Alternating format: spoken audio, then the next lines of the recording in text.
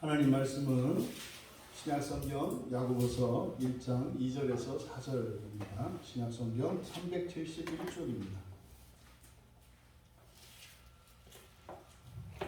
우리 같이 한 목소리로 읽겠습니다. 내 형제들아, 너희가 여러 가지 시험을 당하거든 온전히 기쁘게 여기라. 이는 너희 믿음의 시련이 인내를 만들어내는 줄 너희가 알미라. 인내를 온전히 이루라. 이는 너희로 온전하고 구비하여 조금도 부족함이 없게 하려 함이라. 아멘. 시험의 목적과 가치라는 제목으로 말씀을 나누고자 합니다. 본문의 말씀을 살펴보기 전에 먼저 야고보서를 대할 때 우리가 가져야 되는 대전제가 있다. 이 야고보서를 온전히 이해하려면 구원에 관한 성경의 진리를 전체적으로 이해하고 있어야 합니다. 이 구원의 진리에 대한 총체적인 전망, 그것은 무엇이냐면 시작과 끝을 말하는 거예요. 시작과 끝을 알고 또 시작과 끝 사이에 어떠한 다양한 변수들이 있는가를 여러분들이 이렇게 총체적인 전망을 가지고 있을 때, 그러면 비로소 이 야고보서에서 가르치는 바가 이것은 구원의 전체에 관한 것이 아니라 구원의 특정 부분에 관한 것이고, 사실은 이것은 성경에서 이야기하는 바 최종적인, 다시 말해 예수를 믿는 자들에게 주시려고 하는 궁극적인 구원에 관한 것이다. 이것을 여러분들이 염두에 두셔야 한다.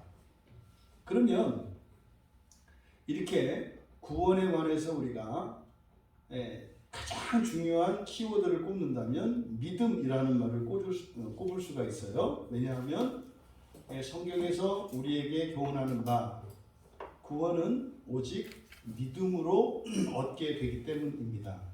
그런데 구원과 관련하여 이 믿음을 우리가 이야기할 때는 믿음을 두 가지의 믿음을 항상 염두에 둬야 한다. 확실하고 불변하고 완성된 믿음과 불확실하고 불완전하며 그리고 매우 부분적인 그런 믿음, 이 두 가지 믿음을 생각해야 한다. 그러면 완전하고 확실하며 이미 완성되어진 그 믿음은 하나님의 믿음, 예수 그리스도의 믿음이고, 없는 것 같고 불완전하며 지엽적이고 파편적인 이러한 믿음은 사람의 믿음이요 나의 믿음이다. 그러면 하나님의 믿음과 나의 믿음이 구원에 어떠한 영향을 미치며 또 나의 구원, 나의 믿음과 하나님의 믿음에 의한 구원이 어떻게 다른가? 하나님의 믿음은 구원의 원인이자 구원의 완성입니다. 하나님의 믿음은 구원의 원인이고 구원의 완성입니다. 그래서 구원의 시작과 끝은 하나님의 믿음에 의해서 시작되었고 끝이 났습니다. 이 말은 예수를 믿는 사람들은 하나님의 믿음 안에 있다고 하는 확실한 증거이며, 그 사람들은 이 세상을 창조하시기 전에 하나님께서 이미 그에 대한 구원의 계획을 세워놓으셨고 그 이름을 기억한 바 되었으며, 마침내 종말에 하나님께서 계획하신 구원을 완성시키셔서 부활시킬 것이라는 겁니다. 이것은 이미 확정된 것입니다. 이것이 기독교 교회 안에서 종종 이루어지는 믿으면 구원받는다라고 하는 말입니다. 그때 취소되지 않는 구원, 나의 어떠함에도 불구하고 변함이 없는, 변동이 없는 확정된 구원, 그것은 나를 믿으시는 하나님의 믿음으로 말미암는 구원입니다. 그런데 성경에는 또 다른 차원의 구원이 등장을 하는데, 그것은 나의 믿음으로 말미암는 구원입니다. 그러면 나의 믿음으로 말미암는 구원이라고 하는 것은 이미 확정되고 완성되어진 종말의 구원에 이르기 전, 그리고 이미 시작된 그 하나님의 그 구원 속에 있는, 마치 그래서 구원과 믿음에 대해서 두 개의 동심원을 그리라고 했지 않습니까? 가운데 있는 동심원은 나의 믿음, 나의 구원이고, 나의 믿음과 나의 믿음으로 말미암는 구원이고, 바깥으로 둘러싸고 있는 구원은 하나님의 믿음과 하나님의 믿음으로 말미암는 구원이다. 이런 그림을 여러분들이 가지고 계셔야 돼요. 그러면 하나님의 믿음으로 말미암는 완전한 구원, 확정된 구원이라고 하는 이것은 우리의 공로와 상관이 없어요.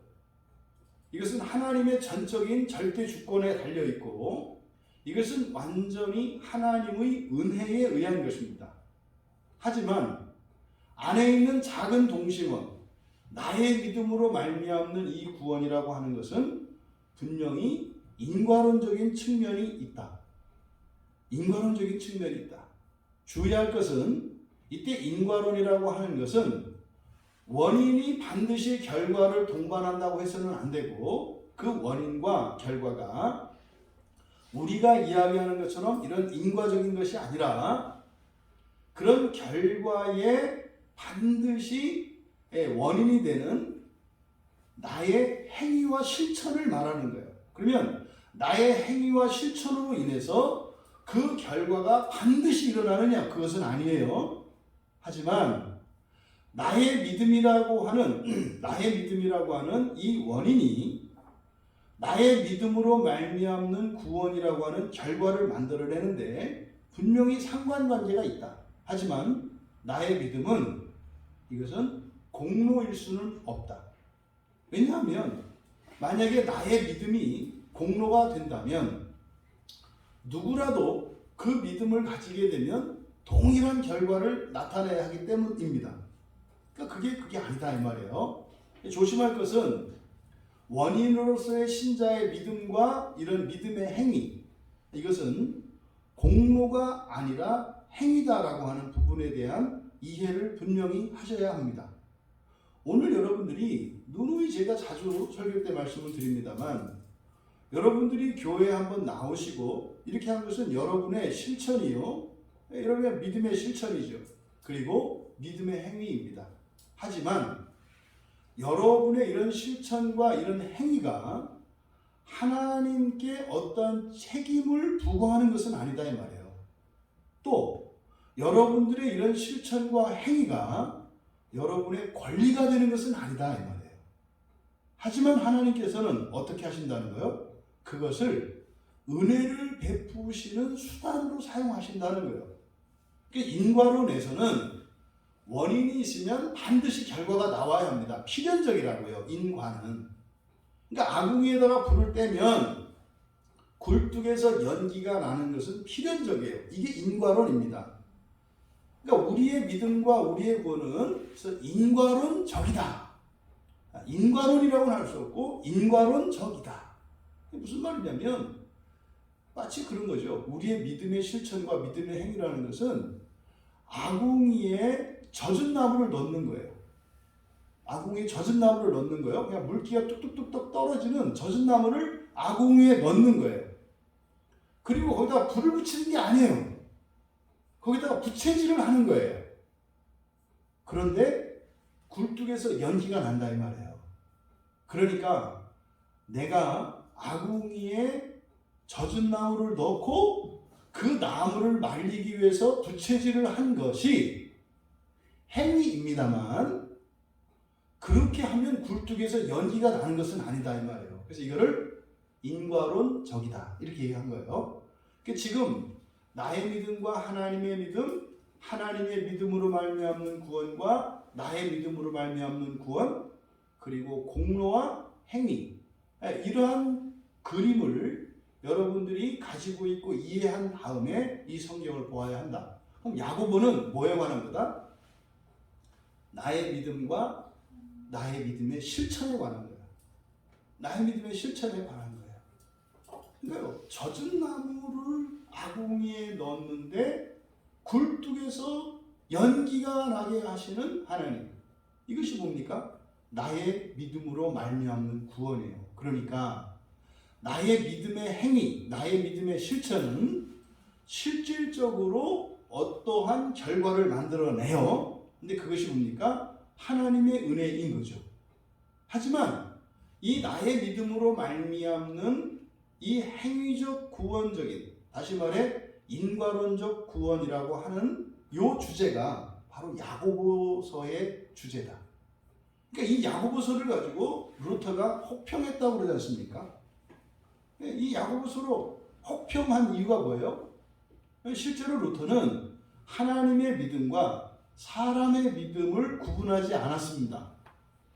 그러니까 하나님의 믿음으로 말미암는 확실하고 완전한 구원의 원인이요 구원의 완성인 그 하나님의 믿음과 인과론적인 사람, 신자겠죠. 신자의 믿음의 행위로 말미암아 일어나는 현세적이고 내세적인 그 구원에 대한 이해를 가지고 있지 않았어요, 루터는. 그러니까 이 야고보서를 이해할 수 없어요. 이것은 오늘날도 마찬가지입니다. 하나님의 믿음과 하나님의 구원, 나의 믿음과 나의 구원이라고 하는 이 아주 기본적인 이 이해를 가지고 있지 않으면 이 야고보서를 가지고 구원에 대하여, 그러니까 종말론적이고 최종적인 하나님께서 시작하시고 하나님께서 완성하신 구원조차도 불확실한 것이 되는 이런 부작용이 일어난다 이 말이에요. 또 이것을 잘못 또 전하게 되면 어떻게 돼요? 인간의 이런 믿음의 행위와 실천이 자신의 권리가 되고 하나님의 의무가 되어서 하나님께 멍에를 씌우고 내 안에 나의 행위에 대한 그 결과가 나를 충족시키지 않을 때 하나님을 원망하고 나의 신앙에 대하여 비관하게 되는 이런 부작용이 일어난다. 여러분들이 이 부분을 분명하게 이해하고 있어야 합니다. 지금 제가 말씀드린 내용은 언제 어디에서라도 여러분들이 누군가에게 구원에 대해서 말할 때 반드시 말해야 되는 내용이에요. 구원은 이런 게 있다. 그래서 이 두 개의 동심원을 가지고 믿음과 구원에 대해 설명하실 수 있으셔야 돼요. 그러니까 이거는 완전히 여러분의 것이 돼야죠. 이제 그리고 나서 이제 본문으로 들어갑니다. 여기서 지금 시험에 대한 말씀을 하고 있어요. 2절에 본문의 이해를 돕기 위해서 본문을 이제 사역을 하면 이렇게 됩니다. 다양한 시험들에 넘어졌을 때 모든 기쁨을 앞세우라. 다양한 시험들에 넘어졌을 때 모든 기쁨을 앞세우라. 지금 우리말 성경에 여러 가지라고 되어 있는데 여기서 여러 가지라고 하는 것은 그냥 가지수가 많다는 단순히 수적으로 복수를 말하는 게 아니에요. 다수를 말하는 것이 아니라 각양각색의 다른 종류의 시험들을 말하는 거예요. 그러니까 그냥 많고 적은 많은 것을 말하는 게 아니다. 그러니까요, 크고 작은 것, 그리고 그 모양과 종류, 심지어는 영적인 것일 수도 있고 육적인 것이 될 수도 있고 경제적인 것이 될 수도 있고 심리적인 것이 될 수도 있고 개인적인 것이 될 수도 있고 공동체적인 것이 될 수도 있고 또 영역에 있어서 가정적인 것일 수도 있고 사회적인 것이 될 수 있고 교회적인 것이 될 수 있고 또 이것은 과거의 일일 수도 있고 현재의 일일 수도 있고 미래의 일일 수도 있고 그래서 굉장히 다양한 종류의 시험이 있다는 것을 나타내는 거예요. 그래서 다양한 시험입니다. 다양한 시험. 그래서 복수형이에요. 그런데 너무나 종류가 다양한 그런 다양한 시험에 넘어졌을 때 여기서 당하거든 이라고 번역되어 있지 않습니까? 이게 넘어진다라는 뜻이에요. 넘어지다. 그러니까 페리핍토거든요. 페리핍토. 페리는 뭐뭐 주변에 이런 뜻이고 핍토는 떨어지다, 넘어지다 이런 뜻이에요.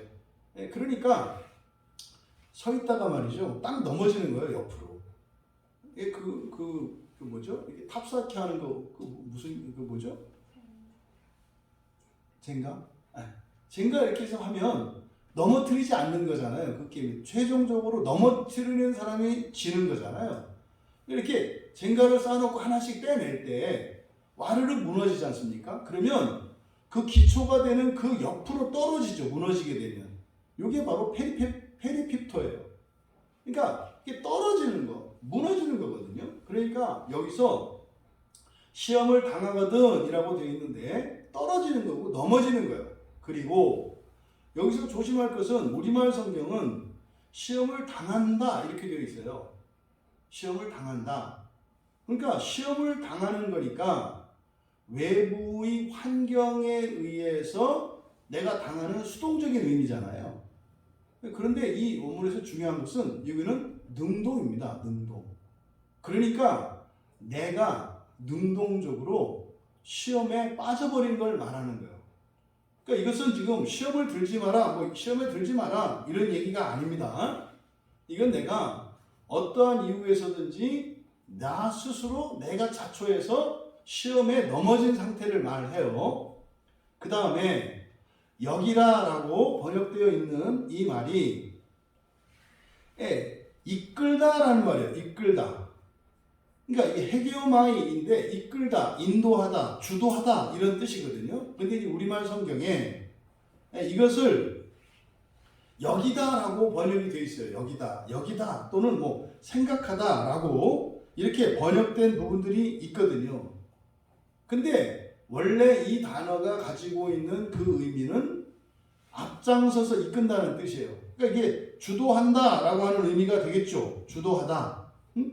그런데 근본적으로 이 단어가 가지고 있는 것은 그러니까 주도하다, 생각하다라고 번역한 것은 뭐예요? 우리 이렇게 마음속에 또 우리 머릿속에 여러 가지 생각이 있잖아요. 그 중에 튀어나온 것. 이것을 그래서 주도하다, 간주하다, 생각하다 이렇게 번역한 거예요. 그러면 여기서 여기라라고 하는 것은 이 말의 원뜻을 드러내기가 어려워요. 왜냐하면 여기서 기쁘게 여기다라고 하는 이 말이 가지고 있는 의미는 매우 적극적인 의미이기 때문에 그래요. 매우 적극적인 말이기 때문에. 그러니까 뭐예요? 주도하는 거라고요. 주도하는 거라고. 그래서 단순히 기쁘게 여겨라 이렇게 수동적인 의미로 이 본문을 봐서는 한계가 있다. 그래서 어떻게 한 거예요? 앞세우라 그런 거예요. 앞세우라.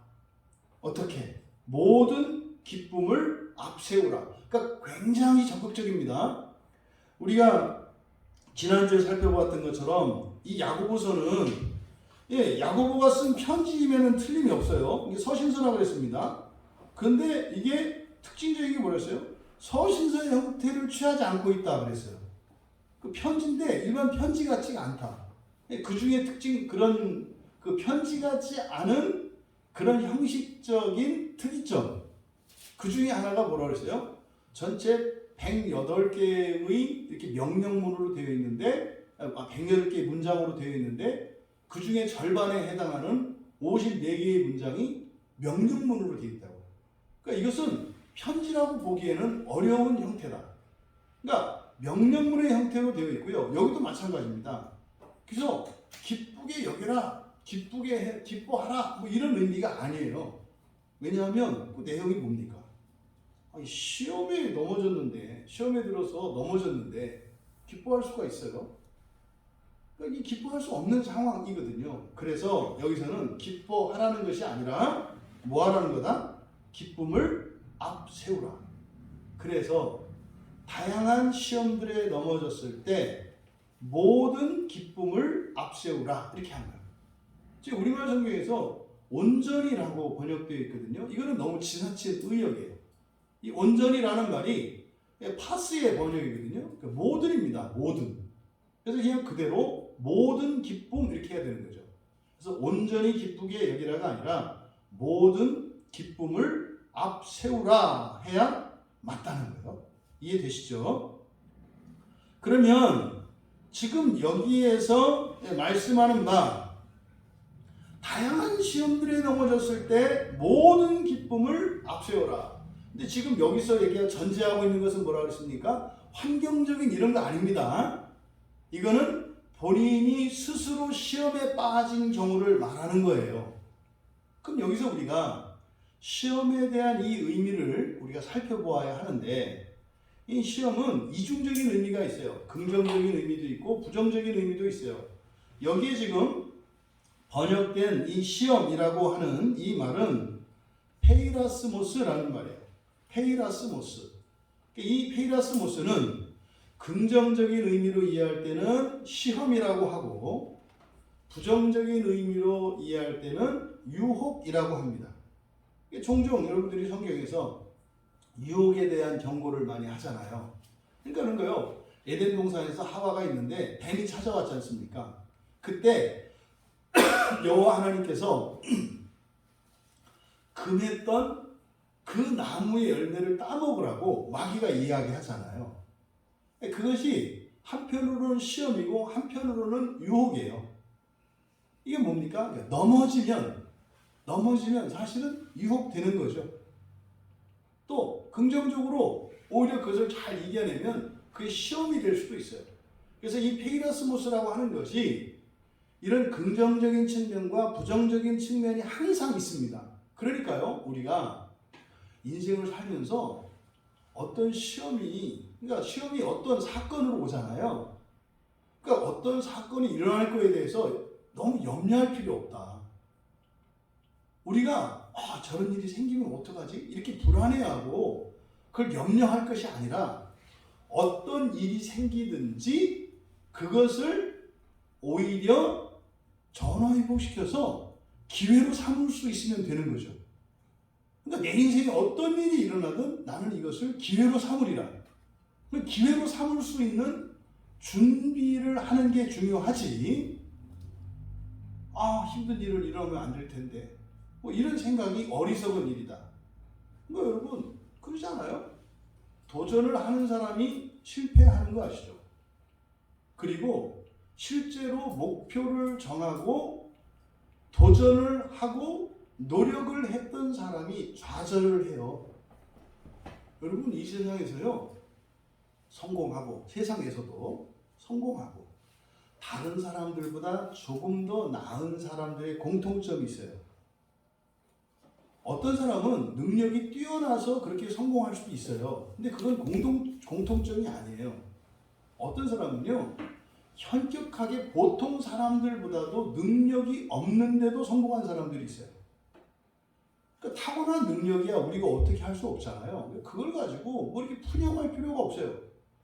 공통적인 게 있다. 공통적인 게. 그게 뭡니까? 첫째는 목표를 세우는 거고요. 두 번째는 구체적으로 그 목표를 이루기 위한 계획을 세우고 실천하면서 도전하는 거예요. 그리고요, 실패를 겪어서 좌절하는 겁니다. 이게 공통점이에요. 아무리 능력이 있는 사람도 실패를 한 번도 하지 않은 사람이 없고요, 좌절을 하지 않은 사람이 없어요.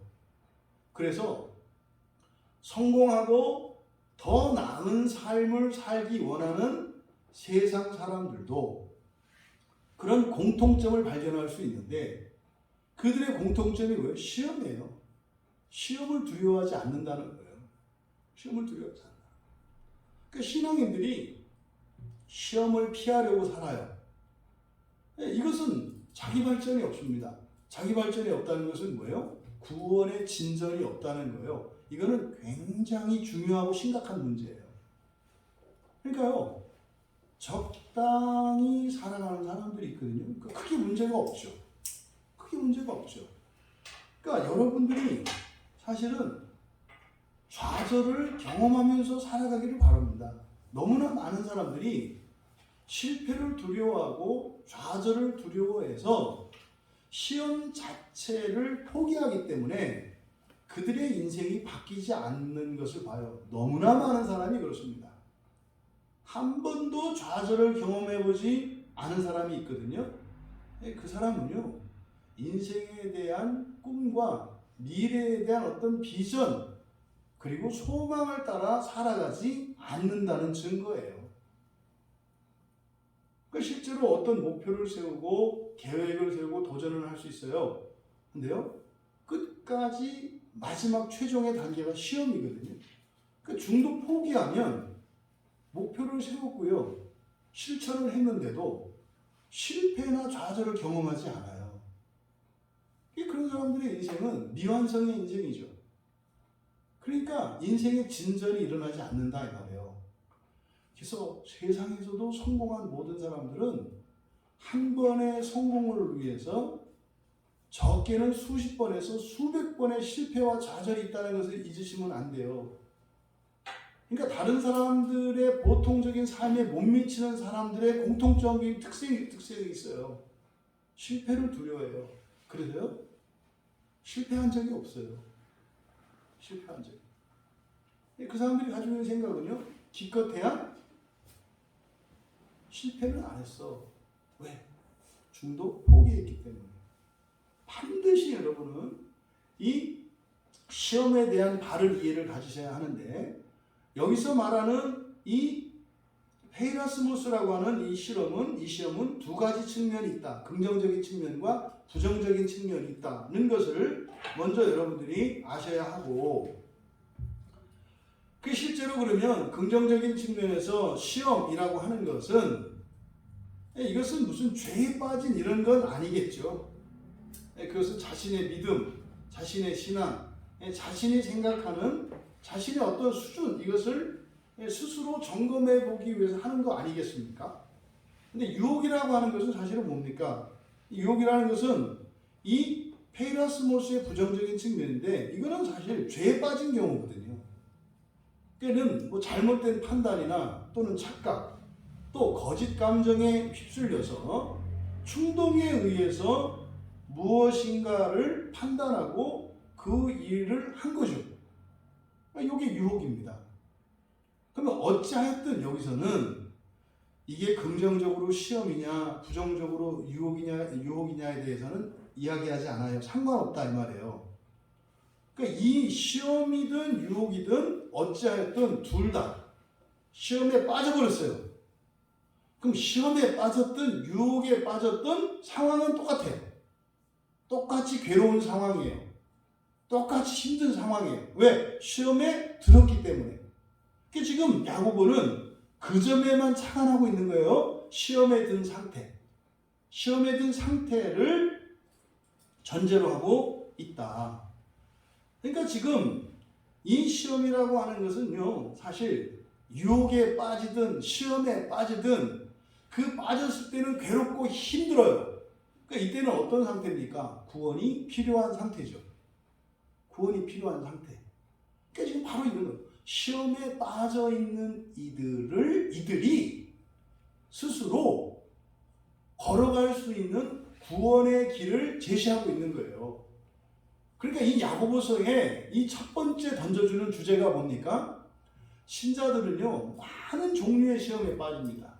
많은 종류의 시험. 어떤 사람은 겉보기에는 아무 문제가 없어요. 그런데 말입니다, 예배에 감격이 없고요, 하나님 말씀을 읽을 때 내 영혼이 반응하지가 않아요.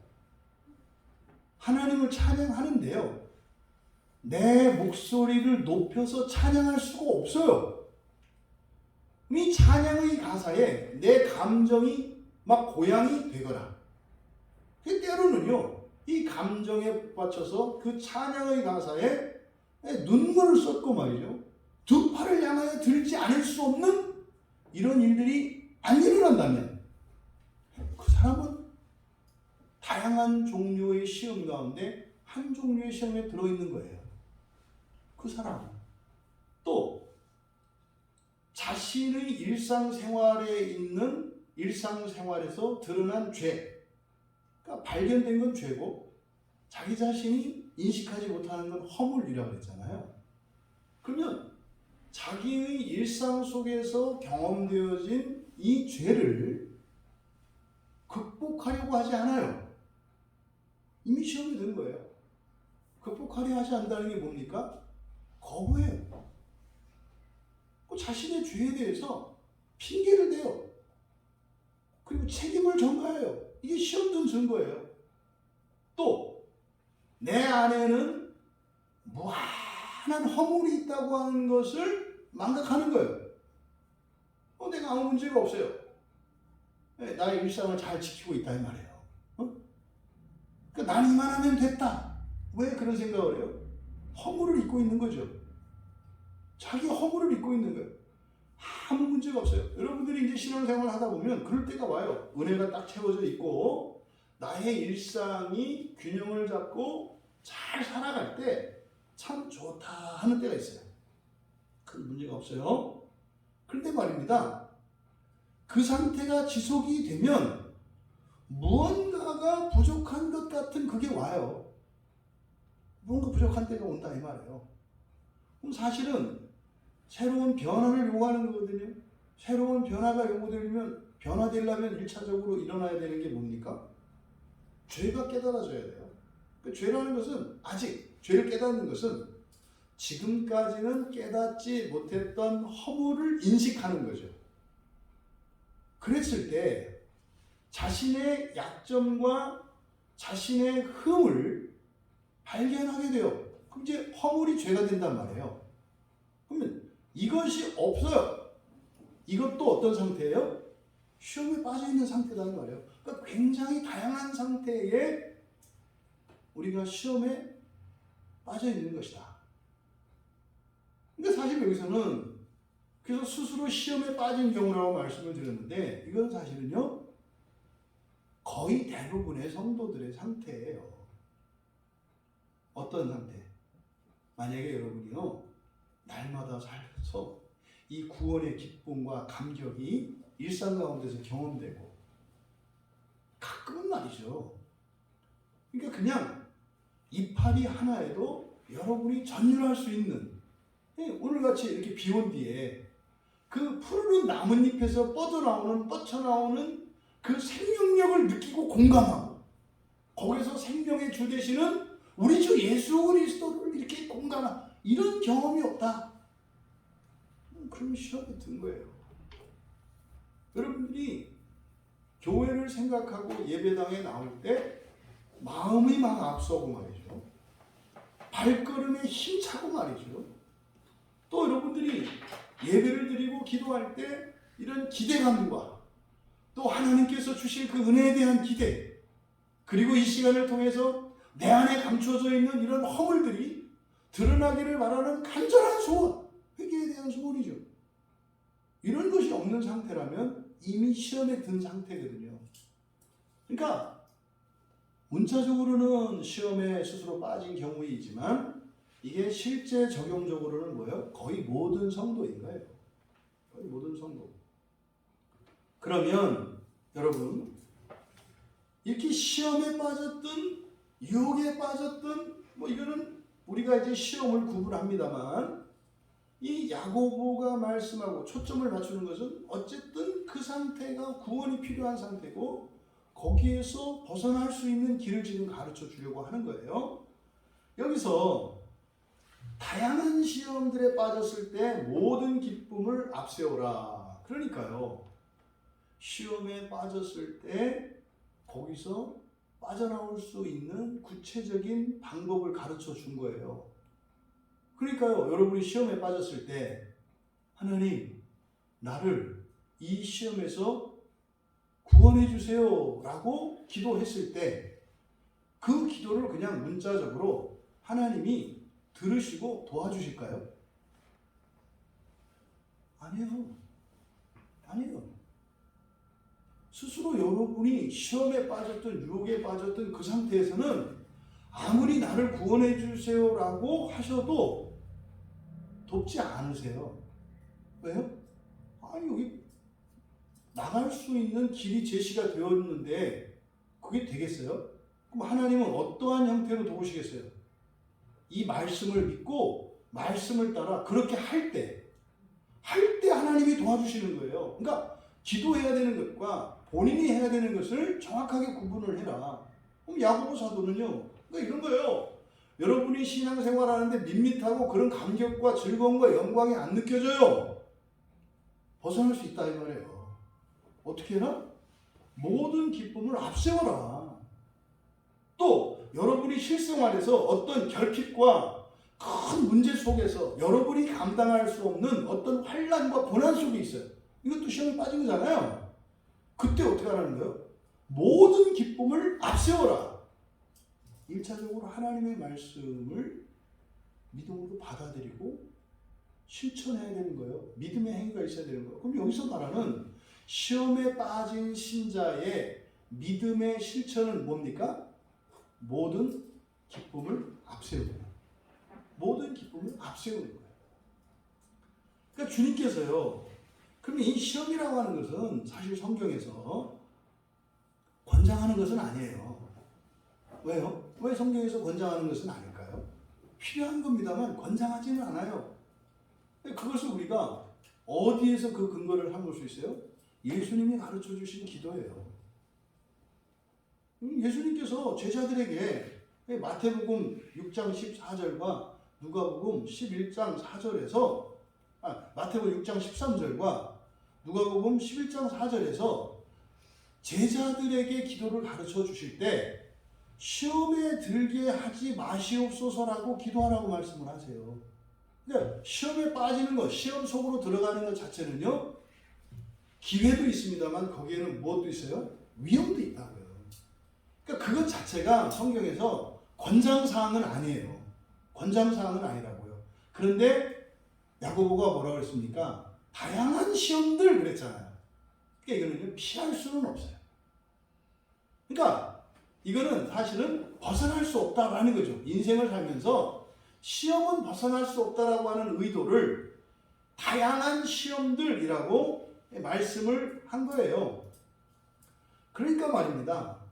이 다양한 시험들, 이것은 우리가 성경에서 권장하는 것은 아니지만 어떻다? 피할 수 없는 거다. 그럼 야고보 사도는 시험과 관련해서 우리에게 어떤 교훈을 주는 겁니까? 피할 수 없는 시험이니까 그걸 어떻게 해라? 극복해라. 극복하고 이겨내라. 이거죠. 그래서 구체적으로 모든 시험에 빠졌을 때요, 모든 시험에 들지 않는 게 아니에요. 이거는 모든 시험에 빠졌을 때 환난 가운데 있는 신자들에게 하는 말씀이에요. 어떻게 해라? 모든 기쁨을 앞세워라. 앞세워라. 여러분, 시험에 빠지면 괴롭고 두렵고 고통스럽고요, 그 자체가요 버티기 힘들다니까요. 그런데 그런 상황에서 모든 기쁨을 앞세우라고 하는 이 명령은 할 수 있냐 없냐의 문제가 아니라 거기에서 벗어날 수 있는 유일한 길이다라고 가르쳐 주시는 거죠. 그럴 때 무엇으로 극복할 수 있다는 거예요? 기쁨으로 극복할 수 있다는 거예요. 기쁨으로. 그러니까 기쁨이 시험에 빠져 있는 신자들을 구원하는 구원의 수단이고 방편이다라는 거예요. 그러니까 시험에 빠져 있으면 절대로 기뻐할 수 없는 상황이거든요. 그런데 그때 그 시험에 빠진 상태에서 벗어날 수 있는 길이 기쁨이에요. 모순이에요. 기뻐할 수 없는 상황에서 기뻐하라고 하니까 모순이고요. 이거는 불가능한 일이라 이 말이에요. 그래서 이때요, 우리 안에 두 가지 감정이 든다고 그랬죠. 하나는 반감이 들어요. 왜요? 아니, 기뻐할 수 없는 상황에서 기쁨을 앞세우라고 하니까 기뻐할 거리가 없는데, 지금 괴로워할 수밖에 없는 상황인데 나를 불쌍히 여겨야지 어떻게 나를 이 상황에서 기쁨을 앞세우라고 하냐 이 말이에요. 잔인한 하나님처럼 느껴져요. 부당한 하나님처럼 느껴져요. 왜요? 하나님의 말씀을 인간의 이성으로 판단했기 때문이죠. 우리에게는 불가능한 건데 하나님이 말씀하신 것은 진리니까 가능한 거니까 하지 않겠어요? 여러분 기억해야 될 거. 우리가 생각할 때 불가능한 것인데 하나님이 하라고 명령하세요. 그때 명령은 사실은 뭐다? 약속이다. 불가능한 일을 명하실 때 그것은 불가능한 것을 가능하게 하시겠다는 약속이라는 걸 기억하셔야 돼요.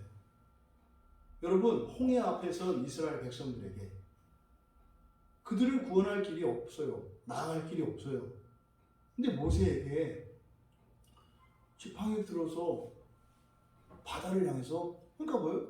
홍해를 가르고 지나가라는 거거든요. 불가능하거든요. 아무 의미 없는 일 아니겠어요?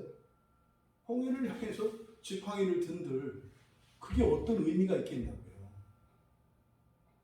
그때 우리는 믿음으로 하나님의 명령을, 불가능한 것을 명하시는 하나님의 명령에 담겨있는 참된 의미를 믿음으로 알아야 한다. 그건 뭐다? 불가능한 것을 가능하게 하시겠다는 거예요. 만약에 모세가 하나님의 말씀에 불순종했다면 다 떼죽음 당하지 않았겠어요? 거기서. 그러니까 실제로 모세가 이렇게 손만 들면 바다가 갈라지나요? 아니라니까요. 아니라니까요.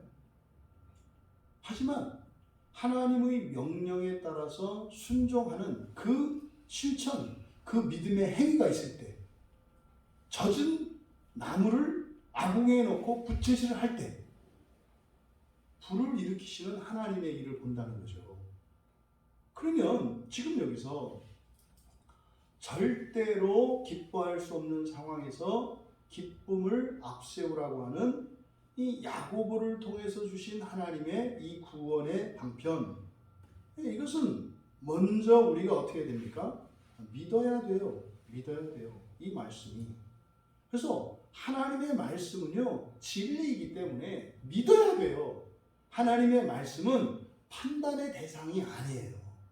믿어야 돼요. 오늘날 현대를 살아가는 많은 그리스도인들이 하나님의 능력을 경험하지 못하고 하나님의 구원의 은혜를 생활 속에서 생생하게 경험하지 못하는 이유가 뭐예요? 이 믿음의 문제인데, 믿음은 누구의 믿음? 나의 믿음이에요. 근데 구체적으로는 믿음의 실천에 관한 문제라는 거죠. 지금 야고보가 우리에게 이야기하는 거예요. 이거는 이때 당시의 그리스도인들 뿐만 아니라 2000년이 지난 이 시대의 한국 그리스도인들에게 너무나 필요한 말씀이고 너무나 적실성이 있는 말씀이에요. 우리가 이 야고보서에 대한 특별한 기대를 갖고 있는 것은 정말로 하나님의 말씀을 내가 믿고 그 말씀을 따라 살아갈 때 불가능한 것들을 일으키시는 하나님의 구원의 일들을 보자는 거예요. 이걸 보자는 거예요. 사실은 이게 무엇과 관계되어 있습니까? 첫째 부활과 관계되어 있어요. 부활은 하나님의 믿음으로 이루어지는 거죠. 첫째 부활은 누구의 믿음으로 이루어지는 거예요? 나의 믿음이에요. 첫째 부활은 나의 믿음이에요. 그러면 마귀가요, 사람들을 유혹하고 꼬드기고 거짓 진리와 이상한 것들을 따라가게 하는 목적이 부활을 못하게 하는 게 아니에요. 부활은 못 막아요. 이미 정해진 것이고 하나님이 하시는 것이기 때문에 못 막아요. 그럼 마귀가 하는 일은 뭘 막는 거예요? 첫째 부활을 막는 거예요, 여러분. 그래서 2000년이 지난 지금까지도, 심지어는 종교개혁 이후에도 가리는 게 뭡니까? 첫째 부활을 가리는 거예요. 그러면요, 명확하게 이해가 돼요. 마귀가 교회 안에 들어와서 신자들에게 이런 다른 복음을, 거짓 복음을 가지고 하는데, 우리가 흔히 교회에서 말하는 거 있어요. 잘못 믿으면 구원받지 못한다. 그때 구원은 무엇을 말하는 거예요? 첫째 부활을 말하는 거예요. 첫째 부활을.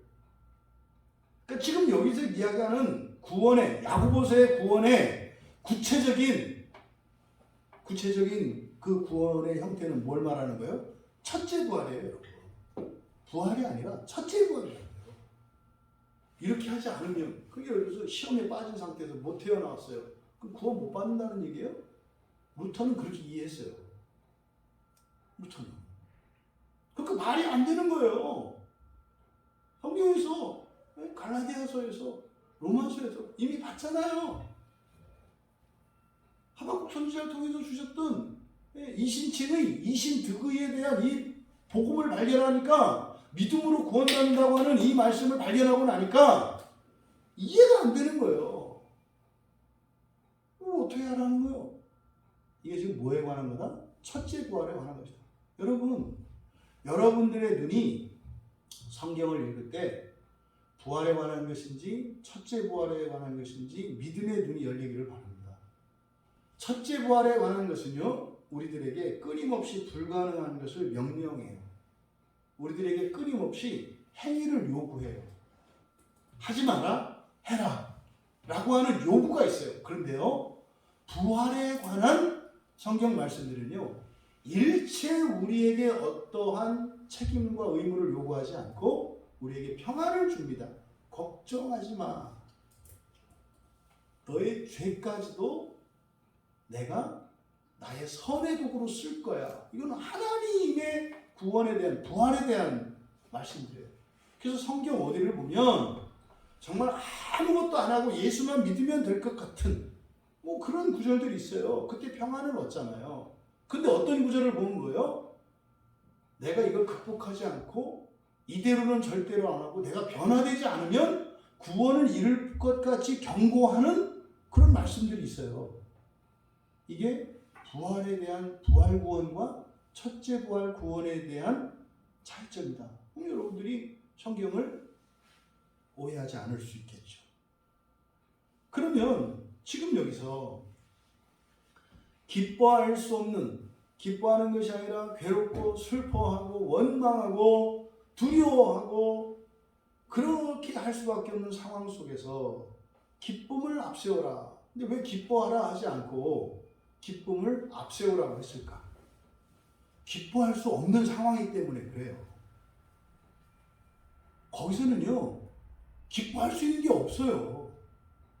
그런데요, 기쁨을 앞세우라고 그랬잖아요. 그런데요, 기쁨이 뭐라고 했습니까? 모든 기쁨이래요. 여기서 이 모든 기쁨이라고 하는 이 말이 기쁨의 모든 것을 다 이런 의미가 아니에요. 어떤 거든지 이런 뜻이에요. 그러니까 그 기쁨의 종류는 상관이 없어. 심지어는요, 영적인 것이든 육적인 것이든 상관이 없어. 이런 뉘앙스가 모든 기쁨이라는 말 안에 담겨 있는 거예요. 그래서 뭐가 중요하다? 기쁨을 만들어내는 게 중요하다. 그러니까 어떻게 해서든지 기쁨을 만들어내라는 거예요. 어떻게 해서든지 기쁨을 만들어내라. 그럼 우리가 질문을 던질 수 있잖아요. 아니 하느님, 아니 예수님, 절대로 이 시험에 빠져 있는 상황 속에서는 절대적으로 기뻐할 수 없는 상황인데 거기서 기쁨을 앞세우라니. 뭐 주님의 말씀이니 제가 그것을 믿고 따르겠습니다만 어떻게 그 기쁨을 찾아요? 없는 기쁨을 어떻게 찾아요? 어떻게든 해봐. 성경은 절대로 이렇게 얘기하지 않아요. 그것을 구체적으로 3절에서 가르쳐 주는 거예요. 기쁨을 어떻게 앞세울 수 있는가? 3절을 사역하면 이렇게 됩니다. 너희들의 믿음의 검수는, 이 고민하다가 제가 이 단어를 검수라고 바꾼 거예요. 시온인데 그래서 여기 시련이라고 번역을 해놨습니다만 이게 적절한 번역이 아니어서 검수라고 했어요. 검수. 앞으로는 제가 이 단어를 계속 쓰게 될 것 같아요. 너희들의 믿음의 검수는 인내를 만들어내는 것을 알면서, 이렇게 되어 있거든요. 분사구문이에요. 그러니까 기쁨을 앞세워라. 이렇게 하면서 이러거든요.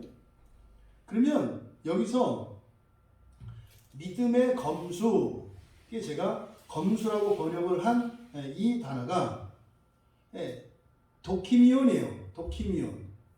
이 도키미온이라고 하는 게 보통 뭐 성경에서 시험이라고도 되어 있고 뭐 여기서는 지금 시련이라고 되어 있는데 적절한 표현은 아니다.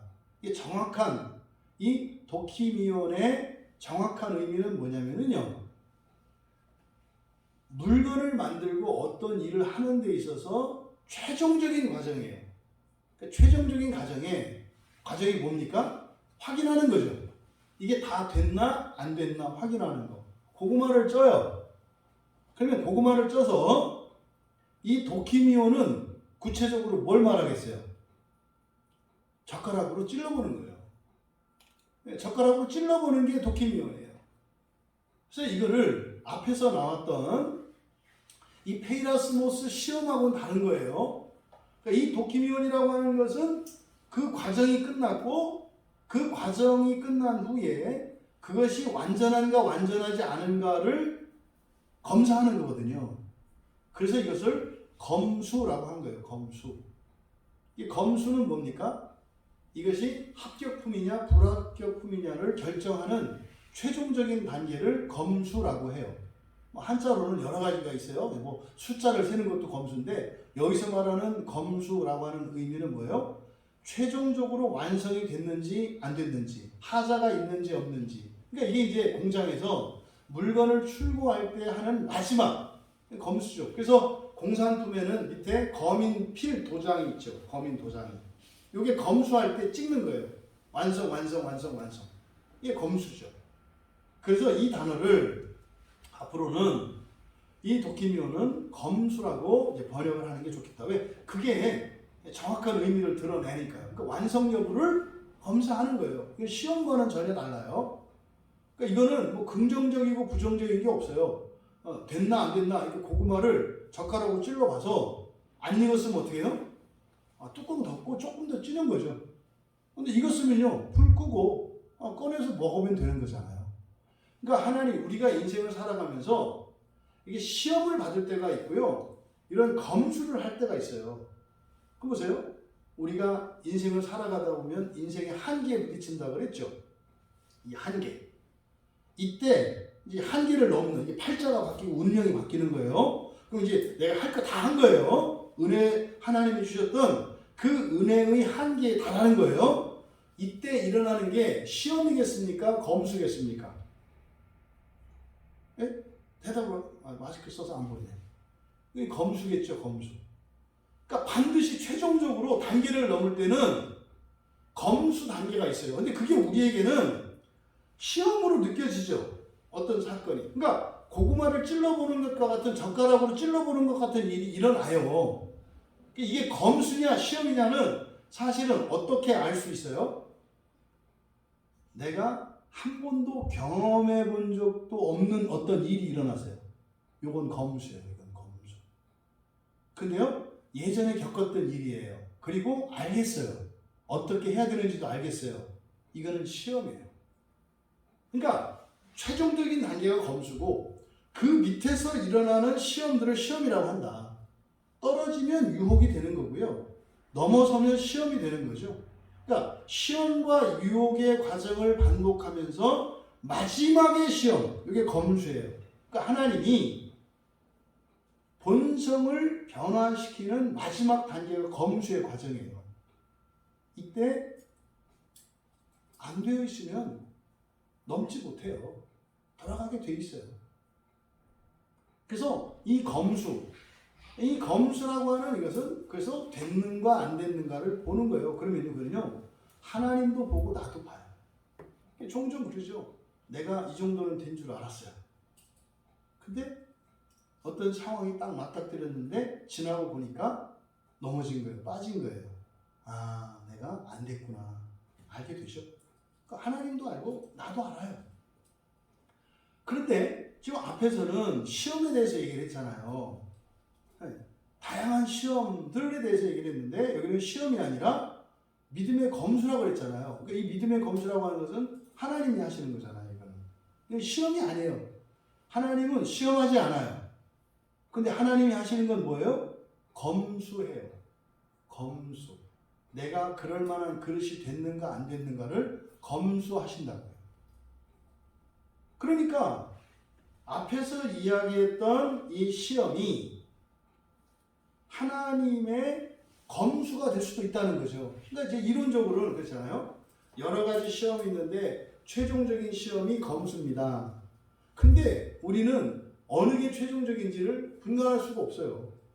대략적으로 경험적으로 알 수 있는 거면 시험일 가능성이 많고, 검수는 최종적인 단계이기 때문에 이거는 뭐예요? 내가 한 번도 생각해 본 적이 없는 생각을 하게 되는 거고요.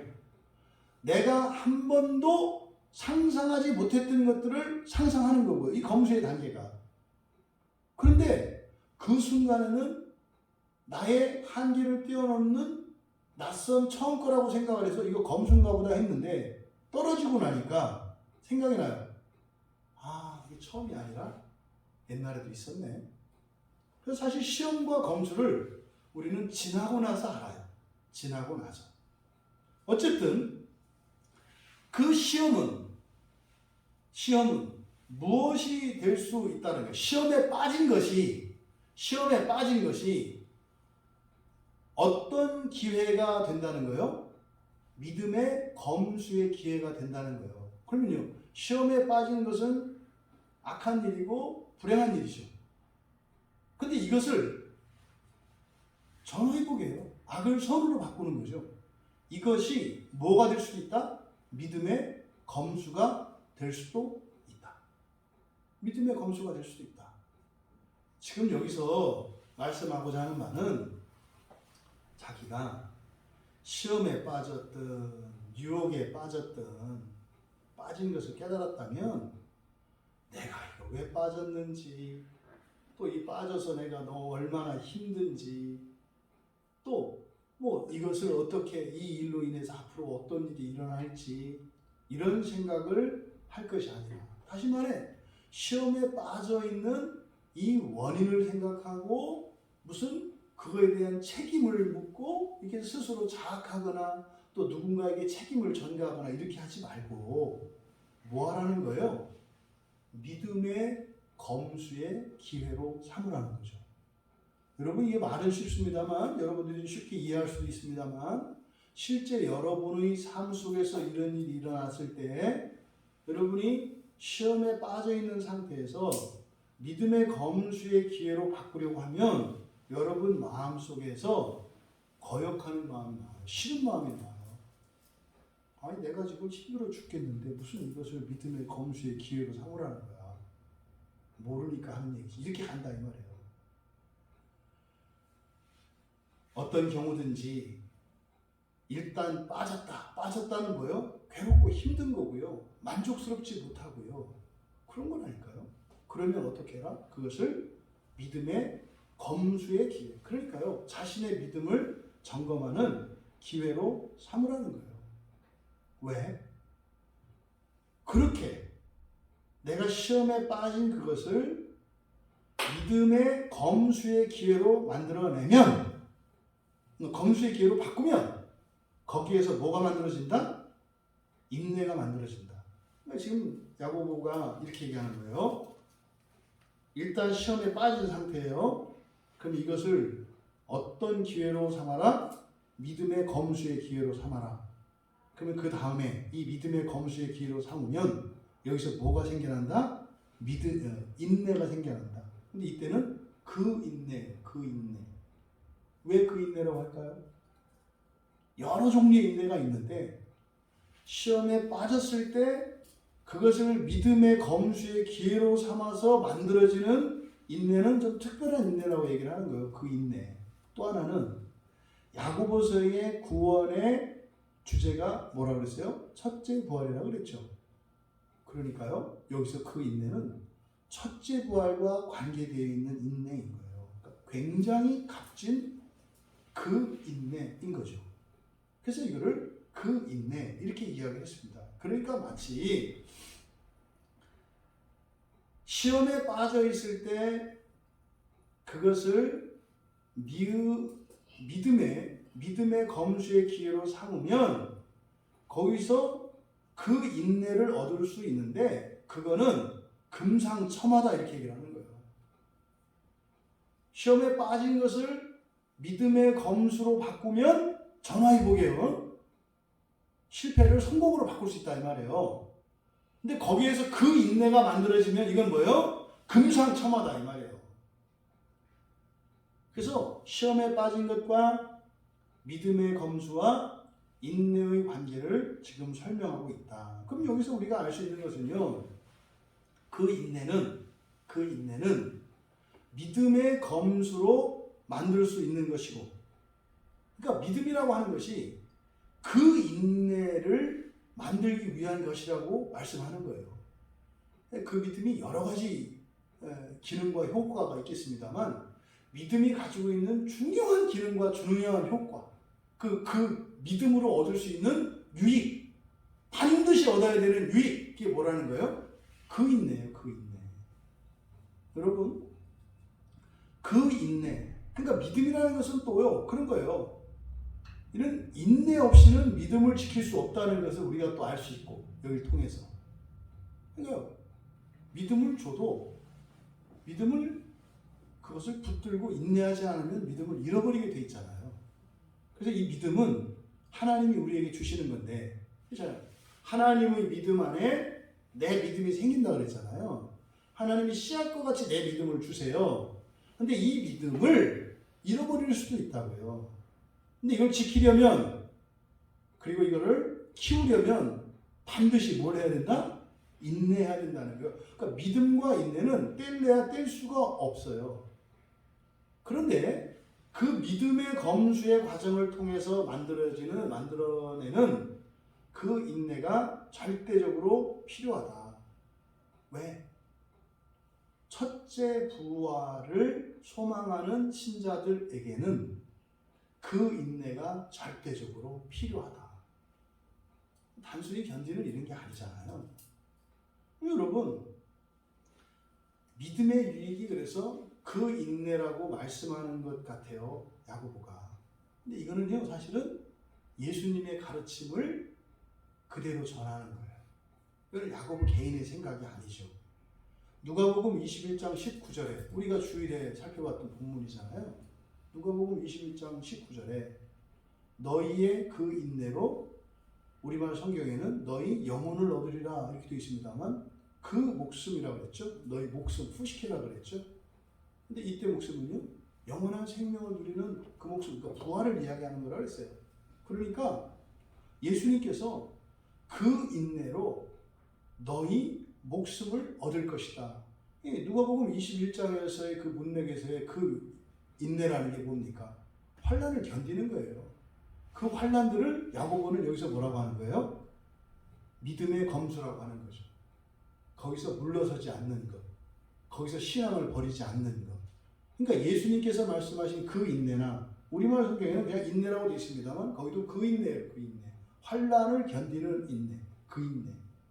야고보, 예수님의 동생인 야고보가 이야기하는 그 인내나 똑같은 인내. 그러니까 이거는 예수님의 말씀을 야고보가 이렇게 바꾸어서 전하는 거죠. 그러니까 이거는 예수님께서 누가복음 21장에서 하셨던 말씀을 야고보가 좀 더 이해하기 쉽도록, 그리고 구체적으로 시험에 빠져있는 이들에게 그 믿음을 가질 수 있는 기회라고 얘기한 거예요. 이어서, 그러니까 이것은 뭐예요? 이 인내의 가치는 뭡니까? 그 인내의 가치는 첫째 부활이에요. 그러니까 그 첫째 부활을 바라보지 않는 사람들은요, 그 인내가 필요 없어요. 그러니까 중도에 포기하고요, 뒤로 물러서고요, 뒤로 가요. 이랬다 해서 이 사람이 구원 못 받나요? 받는다. 부활을 한다. 하지만 그런 사람들은 절대로 첫째 부활에 참여할 수는 없다. 이게 야고보서의 주제라니까요. 믿음의 실천과 행위가 없고 그 인내를 이루지 못하는 사람들은 절대로예요. 절대로 첫째 부활에 참여할 수 없다. 그런데 여러분, 이거에서 여러분들이 뭐 이렇게 겁을 먹거나 위축될 필요 없어요. 뭐 그 인내라는 게 다 되는 게 아니잖아요. 왜요? 항상 불가능한 것 같은 이런 명령들은 이게 뭐다? 뒤집으면 할 수 있게 해주시겠다는 약속이 있다 그랬잖아요. 여러분들이 그 말씀을 믿고 그렇게 젖은 나무 같은 그것을 아궁이에 집어넣으면 불을 일으키시는 것은 하나님이시다 이 말이에요. 그러니까 누구나 다 할 수 있어요. 근데 뭐 하지 않으면 돼요? 도망가지 않으면 되고요. 포기하지 않으면 되고요. 예, 지금 미루지 않으면 돼요. 그러니까 누구나 다 할 수 있다니까요. 그러니까 첫째 부활은 굉장히 적은 수의 사람들이 들어가지만 그런 특별한 자격을 요구하거나 엄청나게 다른 사람들보다 우월하기 때문에 들어가는 게 아니라니까요. 뭐라는 거예요? 그 인내를 가진 사람들이 들어간다는 거예요. 이게 여러분이 이렇게 하나님이 부당하다고 생각이 되세요? 아니에요.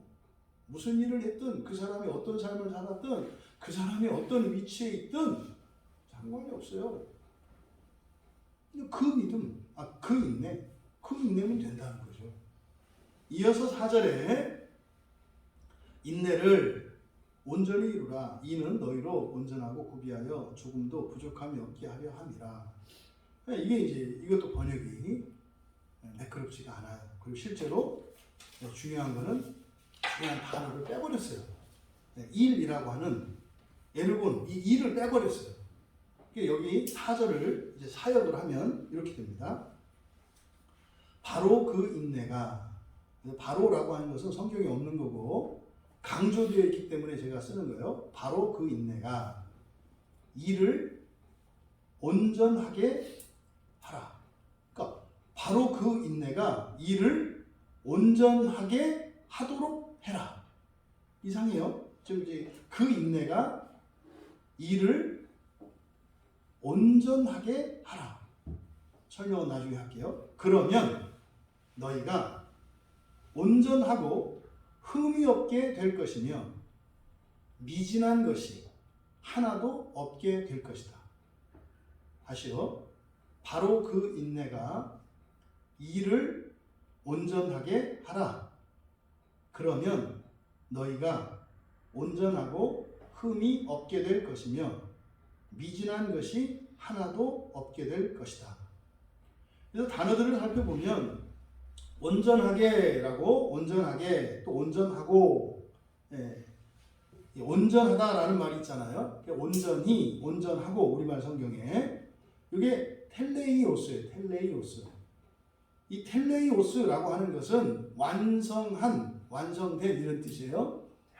그러니까 여러분들이 무슨 과제를 한다든지 뭘 해요. 그럼 다 끝냈니? 나 다 했어. 이게 텔레이오스예요. 그러니까 일을 다 마쳤다 이 말이에요. 하려고 하는 일을 마친 것, 완성된 이거예요. 그러니까 완성됐다라고 하는 의미에는 사실요, 똑같이 숙제를 했지만 점수는 다를 수 있죠. 그 수준이 다를 수 있다 이 말이에요. 근데 끝났다라고 하는 것은 하려고 하는 그 계획을 마친 것을 말해요. 그래서 뭐 밥을 먹어요. 엄마가 그러죠. 밥 다 먹었니? 라고 했을 때는 거기에 있는 밥을 다 먹었냐고 하는 거죠. 근데 그건 두 가지 의미가 있을 수 있어요. 싹 다 비웠냐고 물어보는 거일 수도 있고 또 먹을 만큼 먹었냐고 물어보는 거일 수도 있죠. 그래서 이 텔레이오스라고 하는 이 말은 완성이라는 뜻이에요. 그래서 완성이라고 하는 여기에는 사람에 따라서는 이게 차이가 있을 수 있어요. 완성했다라고 하는 게. 그렇잖아요. 똑같이 뭘 다 했다고 가지고 왔는데 다르다 이 말이죠. 그래서 이 텔레이오스가 가지고 있는 온전한이라고 하는 말은 이것은 절대적인 것이 아니라 상대적인 의미일 수 있다라는 거예요. 그죠? 5살짜리가 온전하게 한 것과 15살짜리가 온전하게 한 건 다르겠죠. 15살짜리가 5살짜리가 한 것만큼 해놓고 5살짜리가 그렇게 했어요. 그러니까 15살짜리가 그걸 보고 저도 다 했어요. 이러면 안 된다 이 말이에요. 이해되시죠? 그게 온전함은 상대적이에요. 그 사람의 수준과 분량에 따라 다르다고. 그래서 교회에서 온전함은 이 텔레오스예요. 세상에서의 온전함은 텔레오스가 아니에요. 그 일의 완성도죠. 이게 교회와 세상의 차이점이에요. 그러니까 세상에 교회에 들어와 있는 세상의 가치 중에 하나가 뭐냐면 온전함이에요. 그러니까 세상의 온전함은 누가 하더라도 어떤 정도를 해야 돼요. 이게 세상적인 온전함이죠. 근데 교회는 안 그래요. 교회는 각자의 온전함의 분량이 다르다 이 말이에요. 그래서요, 정해진 대로 모든 교인이 똑같이 똑같이 갈 수 없어요. 그렇게 하는 게 아니에요, 교회는. 그런 게 아니에요. 세상의 합창팀은 개인적인 이런 소질과 이러한 자질과 자격들을 다 가지고 있어야 돼요. 시험을 봐가지고 그 합창단에 들어가잖아요. 세상에서는. 교회에서는 그렇지 않아요. 교회에서는 심지어는 음치도 합창단 할 수 있어요. 옛날에 저 집사 때 제가 이렇게 박자 잘 못 맞추고 있는데 저도 합창대 성가대 했었단 말이에요. 이게 교회예요. 그럼 뭐요? 알죠? 그 사람이 어느 정도. 그래서 중요한 때는 어떻게 해요? 저는 노래를 안 하고 립싱크를 해요. 자꾸 틀리는 부분은. 근데 저는 그게 온전한 거예요. 근데 잘하는 사람은 어떻게 해요? 오히려 그 같은 성부에서 한 사람이 내가 하면 안 되니까 자꾸 틀리니까. 그래서 오히려 잘하는 사람이 조금 더 힘을 내서 그 소리를 채워줘야 되겠죠. 이 텔레오스라고 하는 교회의 온전함은 이런 거죠. 여러분들도 마찬가지예요. 여러분들이 사람을 비교하고 우열의식을 가져요. 뭐 때문에 그래요? 온전함에 대한 세상적인 생각을 가지기 때문에 그래요. 그럼 여러분요, 교회 안에서는요, 누가 나보다 더 낫다고 그래서 그게 그 사람을 위대하게 보이고 나를 초라하게 만들지 않아요. 근데 세상에서는 그렇게 되죠. 사람들도 그런 사람이 있다니까요. 세상적인 온전함의 인식 기준을 가지고 있는 사람들은요, 사람을 대놓고 면박 주는 사람들이 있어요. 왜 그거밖에 못해? 이 사람은 이미 마귀에게 잡힌 거예요. 온전함이라고 하는 그 전제는 그 대상의 수준과 상황이 전제되어 있어요. 이게 성경에서 말하는 이 텔레오스의 온전함이에요. 그러니까요, 나의 나된 것이 온전함이에요. 나의 나된 것이. 절대로 교회에서는 다른 누군가를 나되라고 하면 안 돼요. 그 사람의 그 사람됨이 온전함이에요. 이거를 잊으시면 안 된다고요. 그래서 초등학교 2학년짜리가 어쩌다 한번 노트 필기하고 설교를 하고 그건 온전함이에요. 근데요, 성인이 된 사람이 나도 저 정도는 해 하면서 거기에서 만족을 하고 이러면 안 되는 거죠. 그러면 각자의 분량이 전제되어 있다는 거, 이게 텔레이오스의 굉장히 중요한 개념이에요. 그리고 하나님의 온전함과 우리의 온전함은 달라요. 하나님 자체가 완전한 분이시니까 하나님이 온전한 할 때는 하나님의 완전한 계획이 성취되는 걸 말하거든요. 그래서 이 온전한이라고 하는 텔레이오스에 대한 이해를 바로 가져야 한다. 그러니까 너무나 많은 사람들이 교회가 뭔지를 몰라요. 온전하다 그러니까 계속 더해라 그래요. 어떤 사람은 이미 넘쳤거든요. 그 사람에게는. 그 사람에게 어떤 기준을 주고 이 정도 해라. 이거는 텔레이오스가 아니라니까요. 그 사람이 더 높은 수준이 되려면 어떻게 해야 돼요? 먼저 그 사람의 본성의 변화가 일어나야죠. 본성의 변화가 일어나서 이렇게 가야 되는 거지, 일이 먼저가 아니다. 결과물이 먼저가 아니다. 이 텔레오스에 대한 여러분들이 기본적인 이해와 이거를 좀 여러분이 생각만 해도 굉장히 자유로워질 수 있고요. 교회가 굉장히 평화로워질 수 있어요. 그러니까 이런 비교의식, 우열의식, 열등감, 우월감, 교만, 이거 이 텔레오스에 대한 기본적인 이해만 가지고 있어도 다 사라져요. 오히려 존중하죠. 그러니까요. 아니 목사가요, 전 예배 안 빠지잖아요. 지난번 뭐 코로나 때 예배 교회 못 나왔잖아요. 근데요, 저는 뭐 예를 들어서 교회 매일 나와요. 그런데요, 어떤 사람은 어쩌다 한 번 나왔어요. 저보다 더 온전할 수 있는 거죠. 이해되시죠? 왜요? 저는 목사라고 하는 전제가 있잖아요. 그 사람은요, 복음이 뭔지, 예수가 뭔지, 하나님 나라가 뭔지, 지옥이 뭔지 아무것도 몰라요. 근데 한 번 왔어요. 저보다 더 온전할 수 있다 이 말이에요.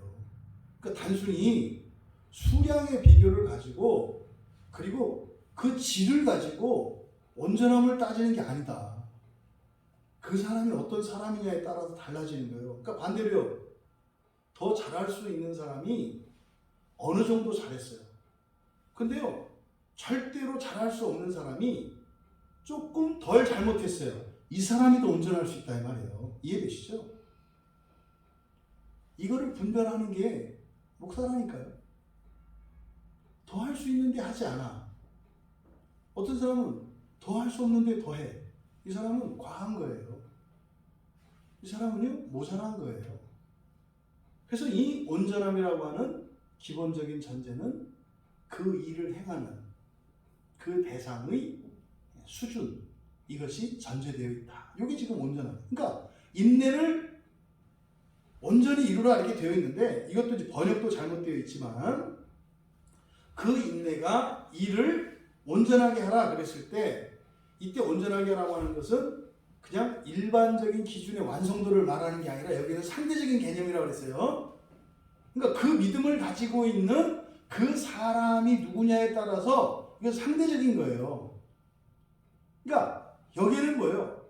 그 인내가 일을 온전하게 하는데, 이것은 뭐예요? 각자의 분량을 전제하고 있다는 거예요.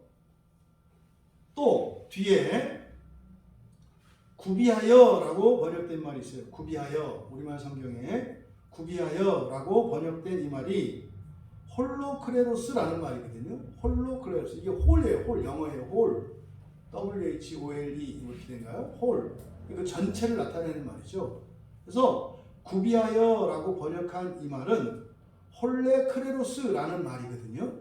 그러니까 홀레크레로스가 의미하는 것은 뭐냐? 이것도 뭐 온전한 이런 의미예요. 의미상으로는. 그런데 홀레크레로스가 의미하는 것은요, 전체의 각 부분에 흠이 없는 것을 의미해요. 전체의 각 부분에 흠이 없는 것. 그러니까 이 구비한이라고 한 이 말은 흠이 없는이라고 번역하는 것이 좋다.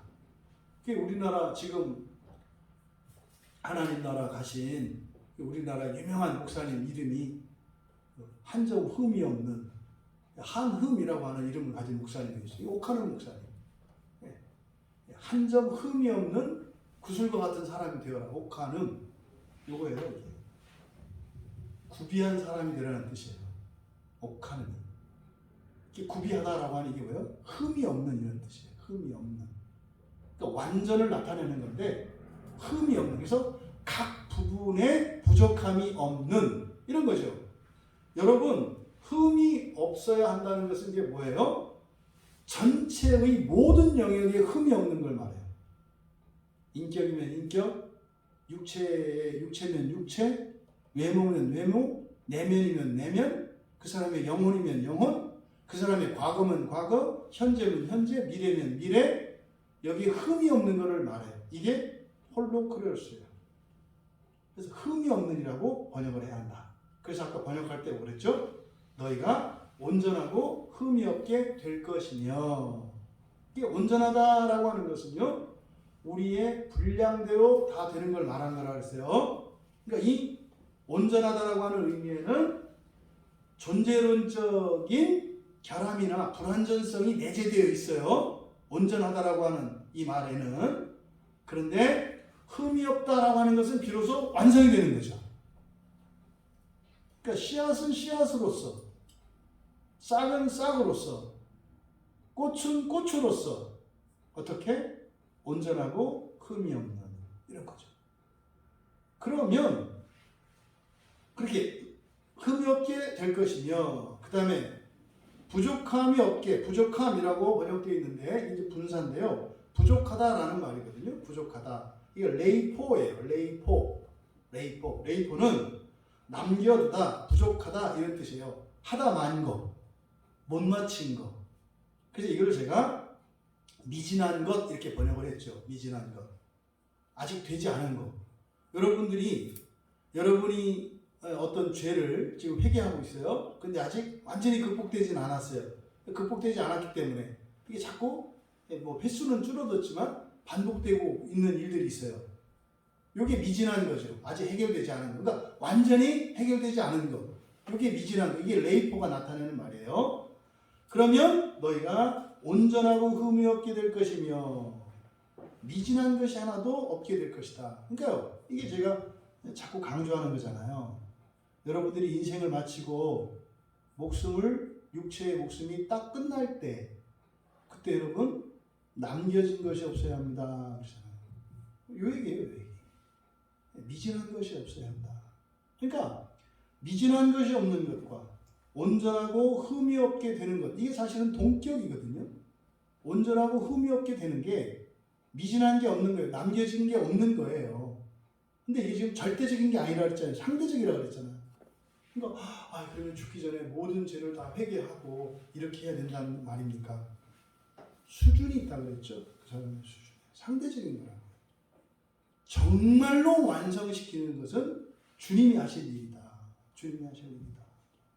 그러면 4절의 말씀을 좀 우리가 그 의미를 좀 생각해 보면 그 인내라고 하는 것은 그 인내는 일을 온전하게 그 인내가 일을 온전하게 하라.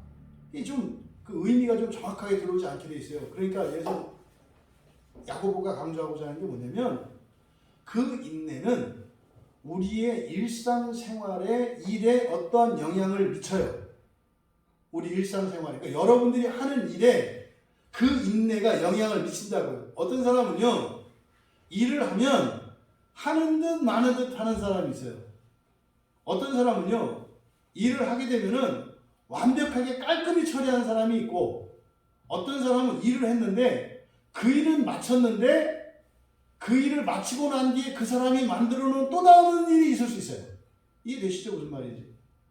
그러니까 그 인내는 그 일을 온전하게 하는 거예요. 그런 거죠. 제가 군대 가서 제가 이제 군대에 그 인사계 분한테 그 상사님이었는데 그분한테 제가 배운 아주 중요한 교훈이 있어요. 저는 이렇게 누구한테 배우는 걸 좋아하거든요. 그리고 저는 그거를 계속 기억하고 노력을 해요. 그분한테 배운 게 뭐였냐면요. 그거였어요. 무슨 일을 할 때 일을 마치고 나면 일하기 이전의 상태로 만들어놔라. 그럼 어딘가에 갔어요. 가서 내가 무슨 일을 해요. 그러면 일을 하기 이전에 정돈되어 있을 거 아니에요. 그러면 그 일을 마치고 난 뒤에 뒷정리까지 하고 원상태로 만들어 놔야 이게 일을 하는 거예요. 제가 그 인상이한테 그걸 배우고 난 뒤에 그렇게 살기 시작을 했죠. 그래서 뭐 자동차 정비를 하려고 가요. 그러면은요, 자동차 정비하고 연장들을 여기저기 늘어놓고 그 다음에 위치를 바꿔놓는 게 아니라고요. 원래 있던 자리에다 그대로 놓는 거예요. 그러면은요, 제가 일을 했는지 안 했는지 표시가 안 나요. 이게 바로 남겨진 게 없는 거예요. 이게 온전한 상태. 근데요, 그 믿음이 그렇게 한다는 거예요. 그러니까 그 믿음을 가지고 있으면요, 일이 점점점 온전하게 돼요. 그러니까 상대적인 거라고 했어요. 모두 그렇게 해야 되는 건 아니라고 했어요. 근데요, 점점점 그렇게 되어 가는 거예요. 어디에 이르기까지? 온전하고 흠이 없게 되고 남겨진 게 없을 때까지 자라가죠. 처음에는 일을 시키면 오히려 더 일을 만드는 사람이 있어요. 근데 그 믿음을 가지면 어떻게 돼요? 점점 흠이 없고 온전하게 되어 간다는 거예요. 그래서 어떻게? 미진한 것이 없는, 남겨진 것이 없는, 아까 말씀드린 것처럼 아무 일도 하지 않은 것 같은 이런 거죠. 여러분, 이게 지금 뭐 얘기하는지 아시겠어요?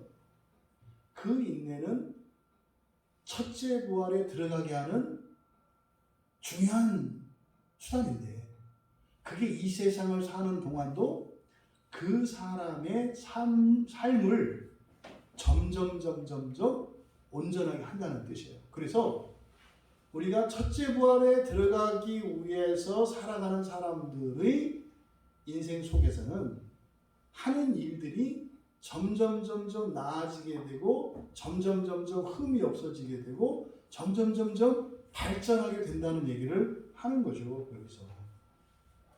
그러니까 여러분, 일을 온전하게 하는 목적은 그 일을 완성시키는 게 아니에요.